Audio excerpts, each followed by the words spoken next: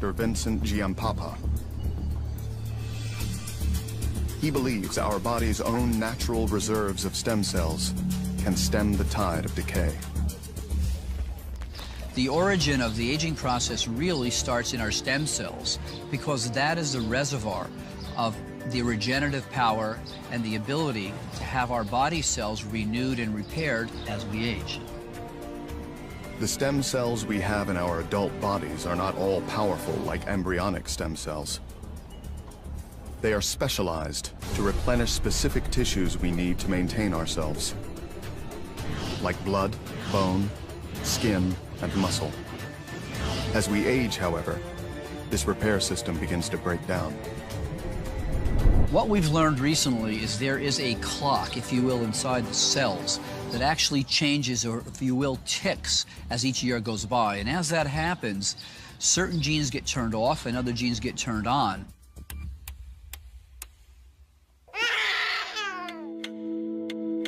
Our DNA is not frozen over our lifetime. Our environment and the choices we make influence and change our genetic profile.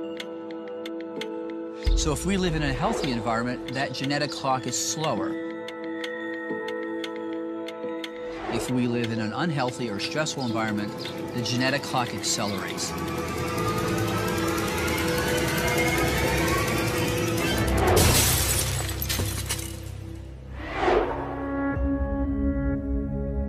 We can think of the DNA inside one of our body's stem cells like a newspaper.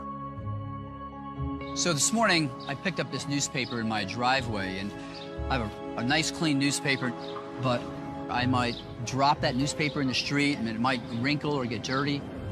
Well, as the day goes on, I might spill some coffee on this newspaper. It might even rain this afternoon. The key thing here is I'm not going to be able to get another copy of this newspaper. But as we age, what happens to those young cells is the letters on that DNA start to get damaged from normal aging, from the environment, and that newspaper, or if you will, that cell, becomes less efficient. We really can't read the information, and that cell then can't make accurate copies of itself, which then rapidly accelerates the aging process. But Vincent believes this aging process can be reversed. His research team at the Cell Health Institute claims it has already begun rolling back the cellular clock on our body's natural supply of stem cells.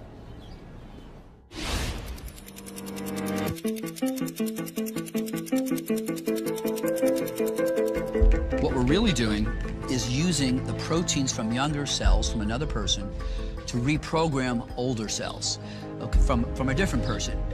What we've seen already in our early studies is that those senescent genes that produce inflammatory compounds and things that are directly related to cancer have actually been reversed. They've been turned off. So that's been a very good sign that most likely, in the long run, this will certainly be a safe therapy in the next few years.